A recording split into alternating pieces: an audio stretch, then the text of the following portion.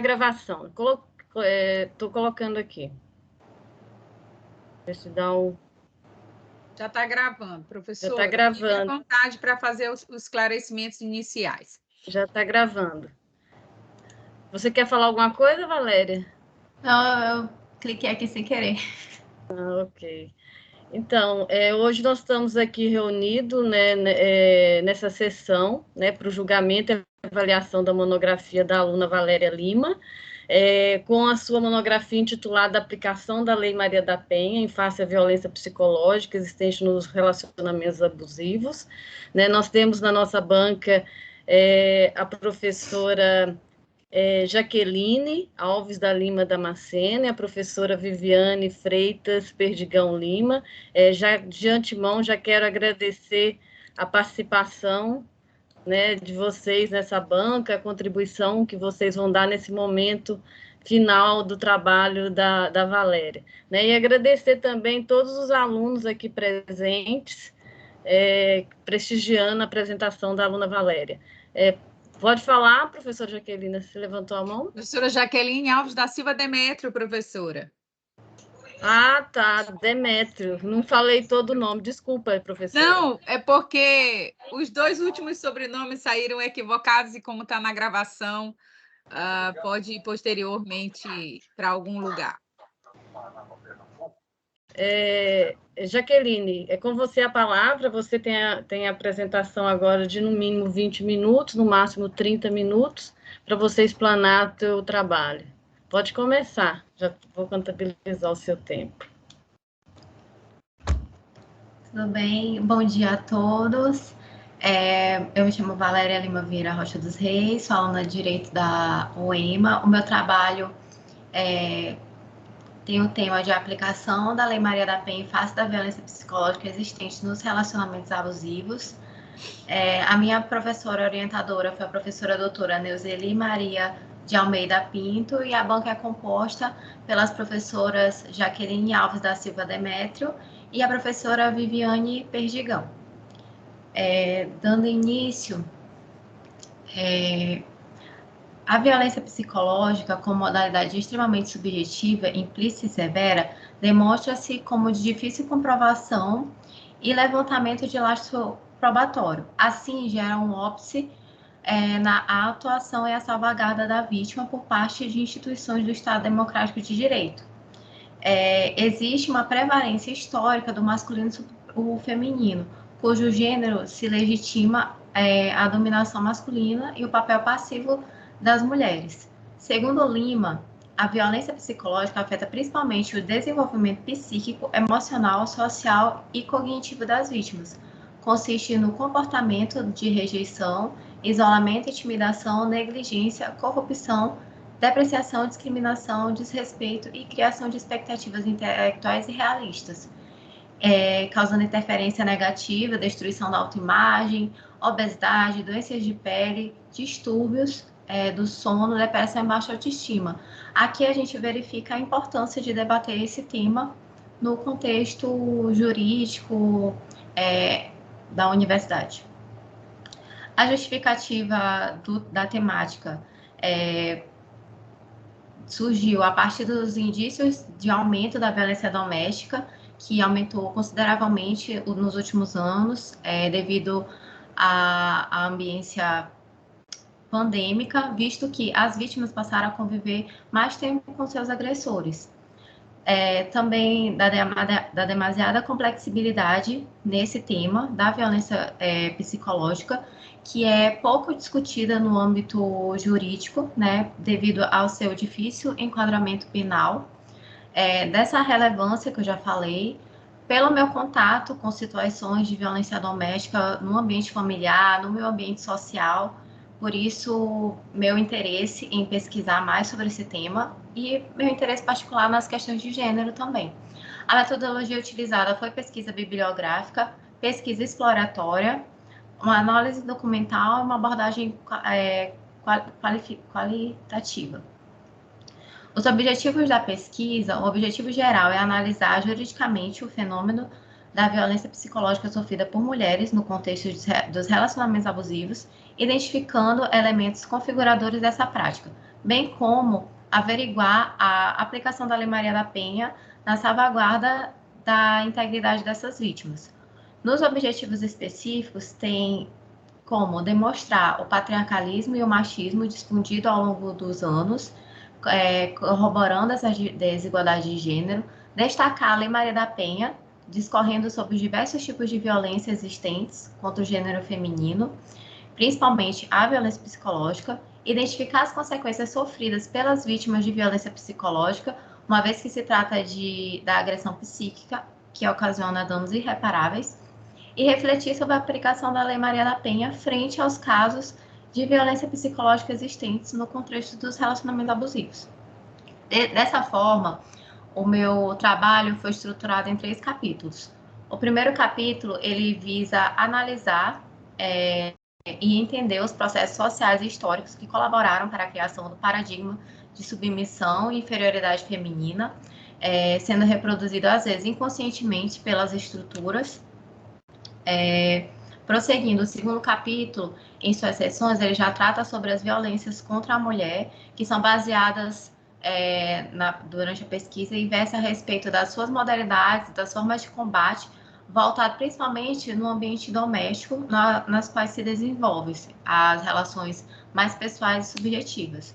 Por fim, o último capítulo, ele busca definir a violência psicológica, associando o conceito de dominação simbólica de Bourdieu, visto que, para entender a violência psicológica em si, é necessária a compreensão de todo esse histórico de soberania do sexo masculino sobre o feminino. Ademais, o último capítulo perpassa também sobre a violência psicológica dentro dos relacionamentos abusivos, destacando as consequências para a vítima, além de relatar todo o comportamento do agressor. Por fim, analisa-se a eficiência e eficácia da Lei Maria da Penha no que tange à violência psicológica nas relações conjugais, buscando explicar seu alcance, seus limites e propondo soluções. Dessa forma, no que consiste o histórico, percebe-se que as mulheres elas sempre tiveram uma posição central no início da vida. Elas tinham uma posição central por serem considerados seres sagrados em relação à capacidade de conceber a vida. Nesses tempos, não existiam disputas territoriais. A vida consistia na coleta de pequenos animais e atividade cultural. Nessa forma, não existia desigualdade entre homens e mulheres. Eles governavam juntos. Contudo, a partir do momento em que foi preciso começar a caçar animais maiores, que as coletas ficaram escassas, que começou a disputa por terras, a força física começou a ser imprescindível. Nesse sentido, marca-se o início da supremacia masculina e a competição entre os grupos para encontrar um novo território para sobreviver. Também marca o início da dominação masculina o fato do homem entender a sexualidade da mulher e começar a querer controlar isso. O conceito de gênero, ele inicia com estudiosas feministas americanas, como Stoller e Gayle Rubin, no qual propuseram esse conceito na década de 1970, como objetivo de estudo do feminismo. Esse conceito foi proposto para superar o determinismo biológico associado ao uso de gênero ao termo sexo, que só tinha aquela diferenciação sexual, feminino, masculino, homem e mulher. Só que o conceito de gênero, ele é mais amplo que isso. O novo conceito proposto proporciona essa desnaturalização e desconstrução de definições de papéis relacionados a homens e mulheres e permite a introdução de uma compreensão dinâmica da relação entre eles. Nesse sentido, o conceito de gênero, agora, ele não é dado exatamente só pela natureza, ao contrário, ele é construído social e culturalmente. Portanto, ele se reflete na realidade dinâmica e transformável. Logo, observa-se que esse conceito de gênero aponta para contextos sociais, políticos e econômicos, que determinam as relações sociais. Por isso que vem aquela frase muito famosa de Simone, que diz que a gente não nasce mulher, a gente se torna mulher, porque vai muito além da questão natural do feminino e masculino, é uma construção social ao longo de toda a história do contexto social, econômico, como você se determina. Nesse sentido, temos a construção da ideologia machista e a existência da violência feminina. Para Raizola e Rocha, o machismo é uma ideologia que determina que os homens controlem o mercado, o governo e as atividades públicas, enquanto as mulheres se subordinam a ele. Nesse sentido, o espaço público do masculino, né, que é considerado o lado social, a educação, e o privado seria dedicado à mulher, que consiste no ambiente familiar. Segundo esses autores, a cultura brasileira reconhece a esfera pública social masculina e desvaloriza a esfera privada feminina. Da mesma forma, os homens recebem o status social de agente de poder violento, ocorrendo historicamente uma relação entre o conceito atual de masculinidade e o poder de governar o povo, a guerra e a conquista direta. Especialmente nas relações matrimoniais, a prática cultural considera os homens um status de homem social e atitudes desses relacionamentos violentos considerados como comportamentos corretivos. Ou seja, ao homem sempre foi atribuído esse poder violento de conquista durante as histórias de território, de poder. E dentro dos relacionamentos afetivos, esse poder, essa conquista, ela se trata de uma forma de correção de comportamento. Então, o fato do homem subjugar a mulher, maltratar a mulher, gritar, é como se ele estivesse corrigindo um comportamento errôneo da mulher. Diante disso, a violência contra a mulher começou a ser muito debatida em âmbito internacional e nacional. Então, os movimentos começaram a surgir e o movimento internacional de mulheres concretizou-se com a criação de delegacias de defesa da mulher, casa de apoio, casa de abrigo, principalmente após o primeiro encontro feminista latino-americano e do Caribe.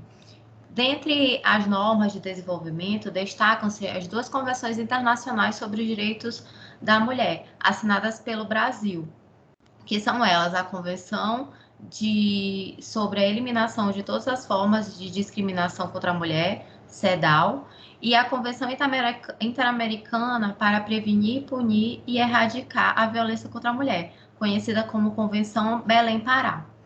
Contudo, apesar de todas essas desse movimento do Brasil assinando tratados internacionais, nunca foi muito efetivo a lei aqui no país. Só que um dos principais destaques que foi dado foi o surgimento da Lei Maria da Penha, a Lei 11.340 de 2006, conhecida como Lei Maria da Penha, que foi um dos principais resultados de todas as mobilizações das pessoas aqui no Brasil, no âmbito de criar uma lei que defendesse para coibir e punir a violência doméstica familiar contra a mulher. Nesse sentido, a estruturação pode ser entendida em 3 eixos de intervenção: o criminal, a de proteção dos direitos e da integridade física da mulher, e a de prevenção e educação. O texto legal da Lei Maria da Penha consiste em um importante avanço na sociedade brasileira, também como marco histórico. Um dos destaques principais trazidos com a Lei Maria da Penha são os tipos de violência, né, que são consideradas inovações trazidas por essa lei. Portanto, a definição de violência, temos as violências física, moral, sexual, patrimonial e psicológica bem definidas na letra da lei. A definição da violência física e moral é bem concisa. A violência física consiste em um ato de violar a integridade ou a saúde do corpo. Já a violência moral perpetua em atos de calúnia, injúria e difamação. No que tange à violência sexual, ela vai além de restringir a participação da mulher em relações sexuais desnecessárias por meio de forças ou ameaças. Também inclui a restrição ou cancelamento do exercício de seus direitos sexuais e reprodutivos, como aborto forçado e uso de anticoncepcionais. Por conseguinte, tem a violência patrimonial, que ela consiste no ato de reter, reduzir ou destituir os objetos, documentos, bens e de valores da vítima. Por fim, a gente tem a violência psicológica, que se refere ao impacto na saúde emocional, na autoestima, no desenvolvimento geral do ser humano, resultante de comportamentos como controle, ameaças, constrangimento, perseguição e humilhação.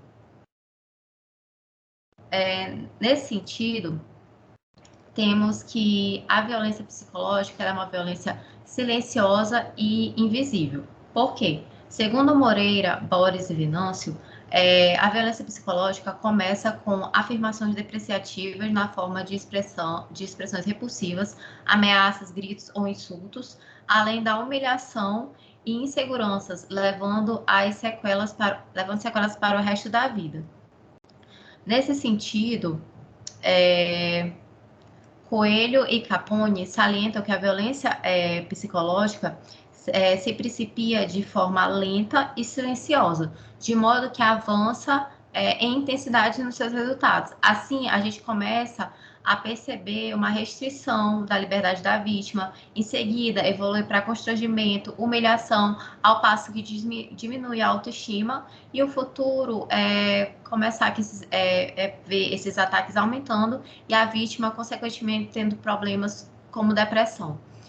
Cacique e Furegato enfatizam a credibilidade que as vítimas acreditam não possuir para relatar tais situações.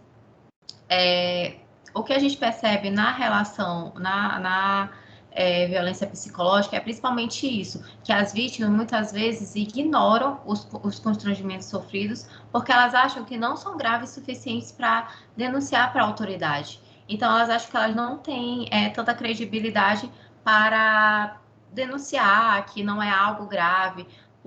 Por muitas vezes elas até diminuem o acontece, defendem o agressor, dizendo que ele estava com raiva, eu realmente estava errada. E muito disso é explicado pelo conceito de dominação simbólica de Bourdieu, que o sociólogo francês Pierre Bourdieu esclarece que a dominação não é um ato direto e simplesmente exercido de um grupo de agentes contra outros, né? Ou seja, dominantes e dominados, conscientemente. Não, Bourdieu explica que a dominação está disfarçada, de modo que o dominado, ele contribui para o dominante, de uma maneira inconsciente mesmo. Nesse sentido, o poder simbólico ele é mantido de forma sutil e intangível na sociedade, mascarando-se à medida que penetra nessas relações interpessoais, no pensamento, é difundido por meios de comunicação, por isso que é uma violência, por isso que eu digo que é uma violência invisível, porque ela está ali, ela está sendo perpetuada de maneira invisível na sociedade, na construção da nossa formação pessoal mesmo. Diante disso, nós temos que a violência psicológica, como eu já falei, o que seria? Quais são os atos? Caçoar da mulher, insultar, negar seu universo afetivo, não aprovar as realizações dela, gritar, insultar, culpar ela por problemas de família, chamar de louca, de estúpida. Dias aponta que muitas vezes as vítimas elas não percebem que essas agressões verbais, que silêncios prolongados, ou seja, você ignorar a vítima, sumir, isso causa danos psicológicos. essas tensões, essas manipulações, essas violências, a vítima não percebe. Então, ela não consegue denunciar se ela não percebe. E Miller fala e esclarece sobre o fato de boa parte da sociedade acreditar que o agressor de mulheres é, em maioria, um homem forte, com expressões sérias, que demonstre sua grosseria em público. Então, a gente tem uma caracterização criada de uma pessoa bruta, que o agressor é só aquela pessoa bruta, que já xinga, que já tem aquele modo grosseiro, que já bate, e não é assim. Muitas vezes é aquele homem bom que você mal espera. Então, em muitas situações de violência, as vítimas, elas enfatizam após sofrer a violência, e muitas pessoas falam, mas realmente ele não parecia, como que essa pessoa fazia isso, porque era uma pessoa bem vista na sociedade. Então, a gente já desconstrói esse termo de que existe um perfil para o agressor, não existe. Diante disso, temos atitudes que caracterizam essa violência psicológica, que consiste em como impedir que a mulher trabalhe fora, não deixar ela ter a liberdade financeira, impedir de sair, impedir contato com familiares, com amigos. Aos poucos, essa violência vai transformando, vai dando danos emocionais e diminuindo a autoestima. O objetivo do agressor é sempre querer afastar a mulher da rede de apoio dela, justamente para que ela fique sozinha e enxergue que só existe ele no mundo dela, e ela acabe não tendo outras pessoas que consigam ajudá-la a identificar o que está ocorrendo, ajudá-la a sair dessa situação. E também tem outro fator que, segundo Miller, a maioria dos agressores, eles prometem mudar o comportamento da vítima, né? Tem como chamado aquele ciclo de violência: primeiro ocorre as agressões, depois tem o arrependimento e vem a lua de mel. Então, primeiro o agressor, ele briga, ele abusa psicologicamente, ele bate, depois ele se arrepende, promete que vai mudar e começa a agir, a dar presentes, e isso tudo leva a mulher àquele looping, aquele ciclo de violência, pensando que ele vai mudar, justamente causado pela dependência emocional que ela tem para com ele, seja dependência financeira, por causa dos filhos. Então, existem muitas razões que acabam deixando a mulher continuar nesses ciclos. Nesse sentido, a gente também analisa os alcances e limites da Lei Maria da Penha no combate à agressão psicológica, essa agressão invisível. Não resta dúvidas que a Lei Maria da Penha ela acarretou à realidade nacional uma fiscalização, um avanço, né, em toda esse combate à violência doméstica. Ela trouxe muitos avanços, só que a gente percebe que não tem uma fiscalização verdadeiramente adequada e eficaz. Então, todas as medidas protetivas de urgência, elas não são suficientes para garantir a segurança da vítima, pelo fato de não ter essa fiscalização eficaz. Nesse sentido, a resposta positiva do Estado depende das provas produzidas que comprovem a ocorrência da violência psicológica. Então, nesse contexto, também temos a problemática de como comprovar a violência psicológica sofrida pela mulher, porque é de difícil comprovação. Então, nós temos como soluções testemunhas, mensagens que possam, vídeos que possam tentar comprovar a violência psicológica existente, porque ela realmente, de fato, ela é difícil de comprovação, né? Muitas vezes o sistema de justiça, ele desmerece a vítima no trato e não considera só o depoimento da vítima em si. Nesse sentido, também temos que conceber a mudança que deve ser não só isso, porque esses são meios de imediato, mas a mudança ela deve ser cultural, estrutural, tratando desde a raiz do fato. Porque se não tratar desde essa raiz do fato, a ideologia machista, a diferença de gênero, nunca vai acabar essa violência. Então, tem que ser tratada. E como considerar isso? Desde de nós mulheres, ao criar os nossos filhos, a gente não perpetuar essa ideologia machista. A gente ensinar que o homem e mulher são iguais, e assim a gente vai já considerando de maneira lenta, mas já vai mudando a questão estrutural, principalmente hoje que a informação chega muito rápido a todos, então dá para considerar isso. Cabe também discutir a potencialização da dimensão protetiva, né, no sentido de compor, junto com os profissionais de direito, os profissionais da psicologia, para atender nas delegacias mesmo, no ato da denúncia, um trato melhor à mulher, para poder identificar precocemente se essa mulher já está sofrendo de violência psicológica e poder cuidar e também perpetuar de maneira educativa nas escolas, nas universidades, trazer esse tema para a discussão, para poder a mulher conseguir identificar se ela sofre, se a sua colega sofre, se o seu familiar sofre desse tipo de violência, e quanto mais cedo isso identificado, mais rápido é combatido, que a mulher já não está entregue àquele ciclo de violência. Nesse sentido, a gente pode concluir que a violência psicológica, a violência de gênero, ela é a expressão do patriarcado, do machismo.